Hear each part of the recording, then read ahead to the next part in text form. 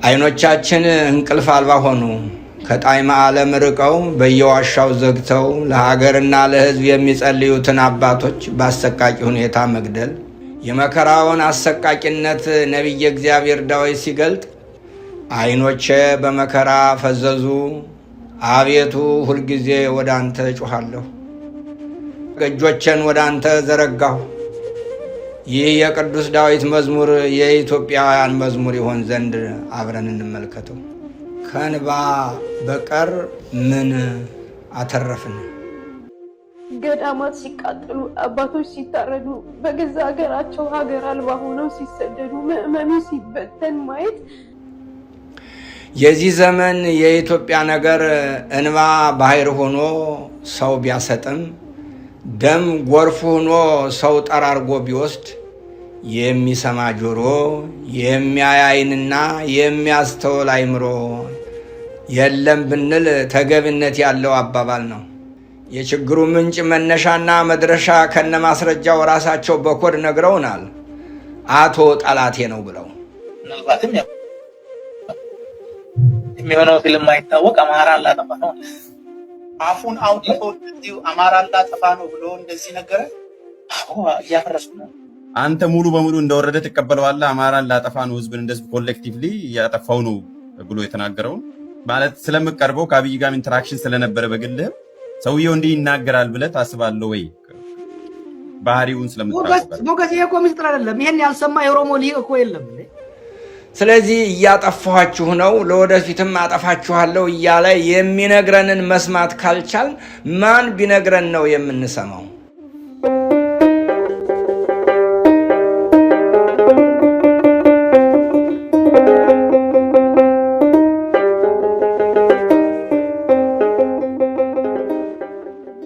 በስመ አብ ወወልድ ወመንፈስ ቅዱስ አሐዱ አምላክ አሜን። ከእንባ በቀር ምን አተረፍን? በተለያየ የኑሮ ሁኔታ ሆናችሁ በመላው ዓለም የምትገኙ ኦርቶዶክሳውያን ወገኖቻችን በሙሉ ከሁሉ አስቀድሞ በአምላካችንና በመድኃኒታችን በኢየሱስ ክርስቶስ ሰላም ፍጹም የሆነ ሰላምታ እናቀርብላችኋለን። በዓለም ሳላችሁ መከራ አለባችሁ እንዳለ መድኃኒታችን ኢየሱስ ክርስቶስ በዚህ ወቅት ቦታና ጊዜ ሳይገድበው የመከራ እሳት የማይገርፈው የዓለም ክፍል የለም።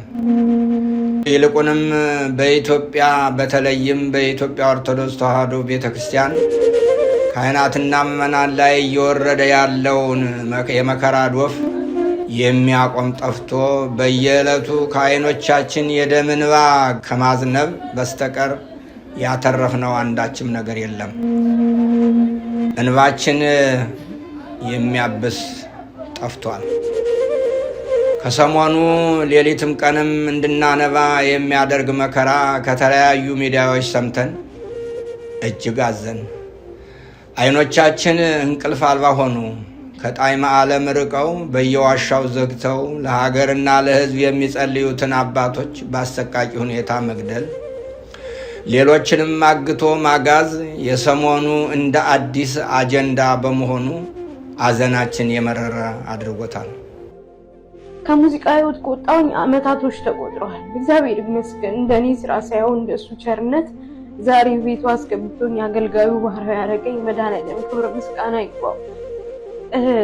ነገር ግን ደጁ ላይ ከመጣሁኝ በጣም ብዙ የሚያስከፉ ነገሮችንም አይቻለሁ። በዛው ልክ ደግሞ በጣም ከተባረኩ ከተጎበኙ ከዳኑ ሰዎች መካከል አንዷ እኔ ነኝና ዛሬ ባታቸውን ዘግተው የሚጸልዩ አባቶች ሲገደሉ ሳይ፣ ደጁ ላይ የማይሆኑ ነገሮችን ሳይ፣ አሁን ሰሞኑን ካያችሁ ሶሻል ሚዲያ ላይ በቤተክርስቲያን ውስጥ የሚደፈሩ ሰዎችን ሳይ ምናምን እንደ ሰው በጣም ከፍቶኛል። እግዚአብሔርን ነው የምላችሁና ዛሬ እየታረዱ ያሉት ዛሬ እየሞቱ ያሉት አባቶቻችን ስለኛ በደል ስለኛ ኃጢአት ነውና እግዚአብሔር ምሕረቱን እንዲያመጣልን ይቅር እንዲለን ጸሎት ከማድረግ ውጪ ምንም ማድረግ የምችል አይነት ሰው አይደለሁም። ግን እባካችሁ ሁላችሁ በጸሎት በርቱ።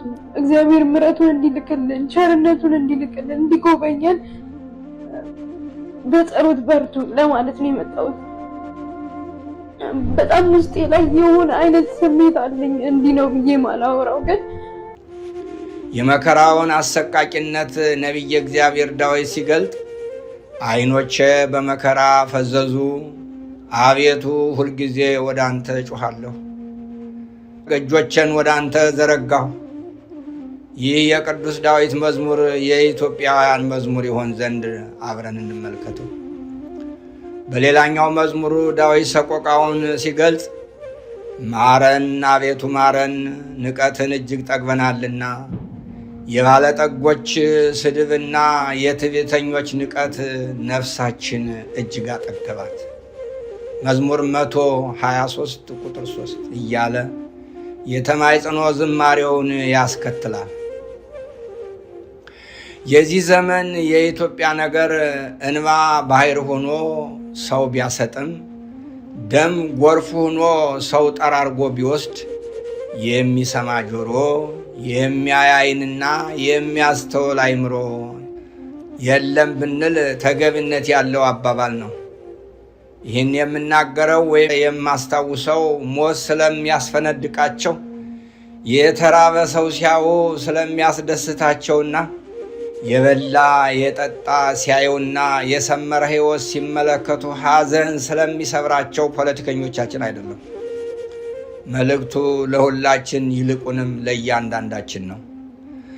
መልካም ነገር በሕዝብ መካከል ሲመለከቱ በሐዘን ልባቸው የሚሰበር፣ ነገር ግን ደግሞ ያጡ የነጡ ድሆችና በቢላዋ የታረዱ በሰይፍ የተሰየፉ ሕፃናትን ደም ሲመለከቱ ልባቸው በደስታ የሚፈካ መሪዎች ባሉበት ሀገር የመነኑ ሰዎች መታረድ፣ አዛውንት መምህራንን አፍኖ መውሰድ ምን ሊነግረን ይችላል? ሰው በግፈኞች እያለቀ እየሰማና እየተመለከተ በደስታ ችግኝ ተከላ የሚወጣ ግን ደግሞ ሰዎች ታረቁ ሲባል ነጠላ ዘግዝቆ የሚያለቅስ ክፉ መንፈስ በተጠናወተው የፖለቲካ ስሪት የሰራ አካል ባለበት ሀገር ይህ ለምን ሆነ ብሎ ከመናገርና ከመጠየቅ ይልቅ ይህ የሚቀየርበትን መንገድ ማፈላለግ ነው ቁም ነገሩ። ለዚህ ደግሞ ተግባራዊ ምላሽ ለመስጠት ሁሉም ኢትዮጵያዊ መተባበር አለበት። ብዙ ጊዜ ቤተ ክርስቲያን አትናገርም የሚል አባባል ሚዛን ደፊ ሆኖ አይታይም። ምን ስንናገርና ማን ሲናገር ነው የምንሰማው የሚለው ጥያቄ መመለስ አለበት። ከዚህ ተነስተን ቤተ ክርስቲያንስ ማናት ብለን ብንጠይቅ ቤተ ክርስቲያን የምትባለዋ ከፓትርያርክ እስከ ተራ ምዕመን ያሉት አባላት በሙሉ ናቸው የሚል መልስ እናገኛለን። ስለዚህ እነዚህ አብያተ ክርስቲያናትና በዚች ቤተ ክርስቲያን ያሉ ምዕመናን በየትኛውም ጊዜና ቦታ ጮኸው እየተናገሩና እያለቀሱ ነው።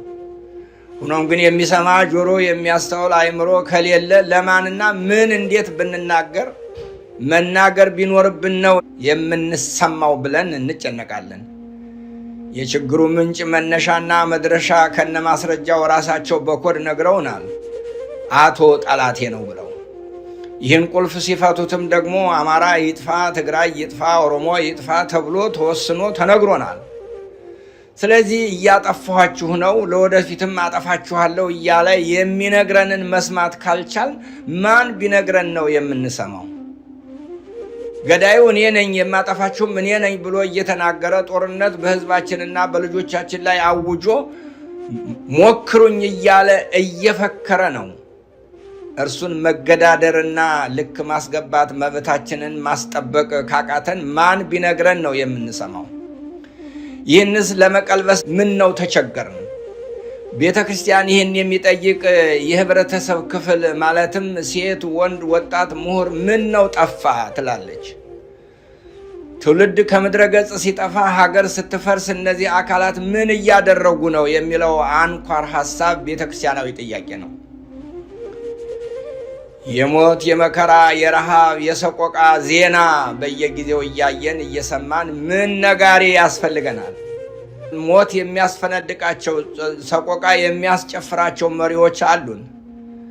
ለመግደል ደግሞ ከላይ እንዳልነው የመግደያ ልዩ ኮድ ሰጥተው እየገደሉ ነው።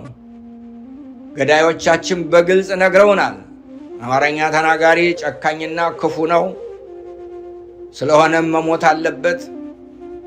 ኦሮሞኛ ተናጋሪውም ስለማይታመን ትግረኛ ተናጋሪዎችም ስለሚጨቁኑ መጥፋት አለባቸው እያሉ ይህንን ክፉ ሰይጣናዊ ስራ የሚሰራ አካል አቁም በማለት መስራትና መናገርም ያለብን ሰዋዊ ግዴታችን ነው።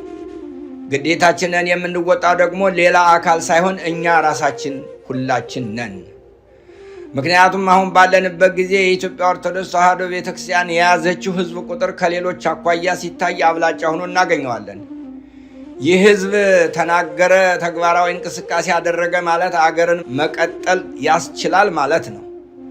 ይህ እንዳይሆነ ኦርቶዶክሳውያንን ማሰቃየት ከግብር አባቱ የተማረው አሁንም ያለው ገዥ ኃይል ወደ ስልጣን ሲመጣ የሰራው መጀመሪያ ያደረገው ቅድስት ቤተክርስቲያንንና ልጆቿን ማሰቃየት ነው። እንደመጣ አካባቢ መልካም ነገር የተናገረላት በመምሰል መሰረታዊ መዋቅሯን ለመቆጣጠር ታትቷል። ሰይጣን በእባብ ተገፍቶ ሔዋንን ሰላም ለኪ ኦ ንግሥተ ሰማይ ወምድር እንዳላትና ለሞት ሞታ እንደዳረጋት ሁሉ ቅድስት ቤተ ክርስቲያናችንን በአደባባይ አገር ነሽ ተብላ በስውር ከሀገር እንድትጠፋ ተፈርዶባታል። ለዚህ እንደ ታሪካዊ ማስረጃ የምናነሳው የጅጅጋው እልቂት፣ ካህናትና ምዕመናን የአብነት ተማሪዎች በሕይወት እያሉ በእሳት መቃጠል፣ የአብያተ ክርስቲያናት እንደ ጧፍ መንደድ፣ በሻሸመኔ፣ በወለጋ፣ በአርሲ፣ በባሌ፣ በአጠቃላይ በኦሮሚያ ኦርቶዶክሳውያን ላይ ብቻ ያነጣጠረ ግፍና መከራ ስራዬ ብሎ መንግስታዊ የሆነ ጥቃት ማድረስ ወይም ጥቃት እንዳይደርስ አለመከላከል፣ ገዳማዊ አባቶቻችንን ከበዓታቸው አውጥቶ መረሸን፣ ኦርቶዶክሳውያን ከዘግዝቆ መስቀል፣ በሕይወት እያሉ አካላታቸውን መቆራረጥ፣ በባሌና በአርሲ ከኦርቶዶክሳውያን የጸዱ ከተሞችን መመስረት፣ በየትኛው መንግስታዊ መዋቅር ኦርቶዶክሳውያን እንዳይሰሩ በስልት ማስወገድ በጣም ብዙ ከሆኑ መከራዎች ጥቂቶቹ ናቸው። ይህን ያልሰማ ኦርቶዶክሳዊ ይኖር ይሆን? ስለዚህ እንደ ነቢዩ ኤርምያስ ዛሬ እንዲህ እናለቅሳለን። በአባቶቻቸው ዘመን ያደረጉትን በደል ነቢዩ ኤርምያስ የደም እንባ አስለቅሶታል። በዚያ ዘመን በደል ኤርምያስ እየተንሰቀሰቀ የተናገረው አሁን እኛ ለመጻፍ እንኳን ሞራል ያንሰናል። ምክንያቱም ኤርምያስ የዛሬ 3000 ዘመን የተናገረው አሁንም በእኛይቷ ኢትዮጵያ እየተደረገ ስለሆነ ነው። ነቢዩ እንባውን እያነባ የተናገረው እኛ እያለቀስን እንመልከተው። ተወግተው ስለሞቱ ስለ ሕዝቤ ሴት ልጆች ሰዎች ሌሊትና ቀን አልቅሱ። አለቅስ ዘንድ ራሴ ውሃ ዓይኔም የእንባ ምንጭ በሆነልኝ። ስለታረዱ ወገኖች ቀንና ሌሊት አለቅስ ዘንድ ምነው ራሴ የውሃ ምንጭ በሆነ፣ ምነው ዓይኖቼ የእንባ መጉረፊያ በሆኑልኝ ይላል በሌላው አዲስ ትርጉም። ነቢዩ እንዲህ ያነባበትን ምክንያት በተሰበረ ልብ በምሬት ሆኖ ይናገራል። ከሕዝቡ ክፋት የተነሳ ብቸኛ ሆኖ ሰው እያለ ከሰው ርቆ ለመኖር ምርር ብሎ እያለቀሰ መጠለያ ፍለጋ ሲንከራተት እንመለከታለን። ከዚህም ጋር አመንዝራና ክፉ ነገረኛ ነውረኛ ትውልድ ጋር ከመኖር በምድረ በዳ ተንከራትቼ ከአውሬ ጋር በበረሃ ብኖር እመርጣለሁ ብሏል። ዛሬስ የኛ ምርጫ ምን ሊሆን ይችላል? ሐሳቡን እንዲህ ይገልጣል። ሕዝቤ ሆይ ሕዝቤን ትቼ ርቄ እንድሄድ በምድረ በዳ የእንግዶች ማደሪያ ማን በሰጠኝ?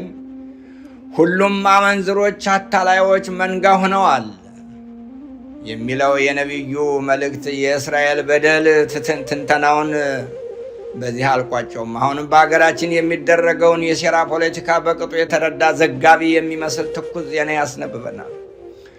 ከ3000 ዓመት በኋላ ምንም አይነት የግብርም የዓላማም ልዩነት ሳይኖረው እንደተገበረው ሲገልጽ እንዲህ ይልልናል።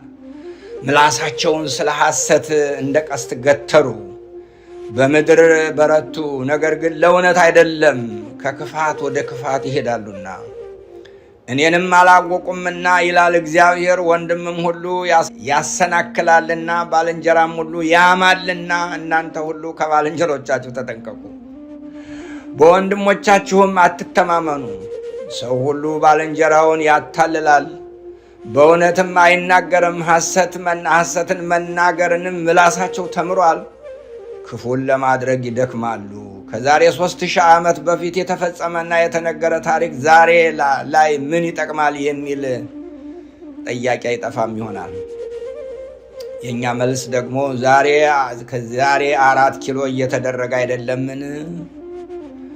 በአጉል ንግግር ለምትሞግቱኝ ደግሞ እንዲህ አስረግጣለሁ። የአሁኖቹ መሪዎቻችን ሊያርዱህ ቢላዋ አዘጋጅተው በእውነት እኔ እንዳንተ ያለ የማከብረው ሰው በዓለም ላይ የለም ይሉሃል። በመጨረሻ አርዶ ሲጥልህ እያየ የሚስቅብህ አብሮ የሚሰራው እሱ ነው።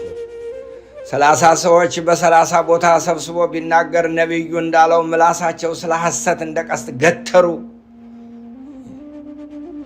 መልሱ ለ30 ሁሉ የሚወዱትን እንጂ እውነቱን ሳይነግርህ የሚውለው በስራ ሲተረጎም የማይችል የቅዠት ነገር አይደለምን? አንተን የሚያወራህስ የራሱን የውሸት ስራ ከሰራ በኋላ አይደለምን? ለዚህ ሁሉ ከወዳጁ ይጠንቀቅ የተባለው ሲያብራራው ወንድም ሁሉ ያሰናክላልና ባልንጀራም ሁሉ ያማልና እናንተ ሁላችሁ ከባልንጀሮቻችሁ ተጠንቀቁ፣ በወንድሞቻችሁም አትተማመኑ። ይሄ ዛሬ ኢትዮጵያ አይሰራም ወይ? ይሄ ዛሬ በኢትዮጵያ ውስጥ ስንቶቹ በወንድሞቻቸው ታረዱ? ስንቶችስ በጓደኞቻቸው ተከዱ? አገርስ ስንት ጊዜ ደማች? ምን አይነት ፍርጃ ነው? እንዴት ሰው ከወንድሙ ሊጠነቀቅ ይችላል? ነገር ግን ዛሬ ይህ በእኛ እየተከናወነ አይደለምን? በምድራችን የለም አይደረግም ብሎ ሊከራከር የሚችል አለ? ይህስ ያላስለቀሰ ምን ያስለቅሳል? ኧረ በቃን ወገኖቼ፣ ኧረ ይብቃን ወገኖቼ። ሁላችን እንተባበር።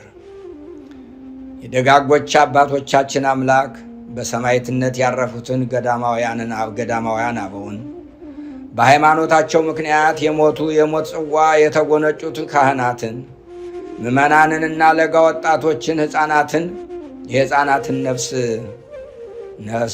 ነፍስ እረፍተ መንግሥተ ሰማያት ይስጥልን እያልኩና እየተማጸንኩ በደረሰውና እየደረሰ ባለው ሞት፣ መከራ፣ ረሃብና ስደት የተሰማኝን ልባዊ ሐዘን እገልጻለሁ።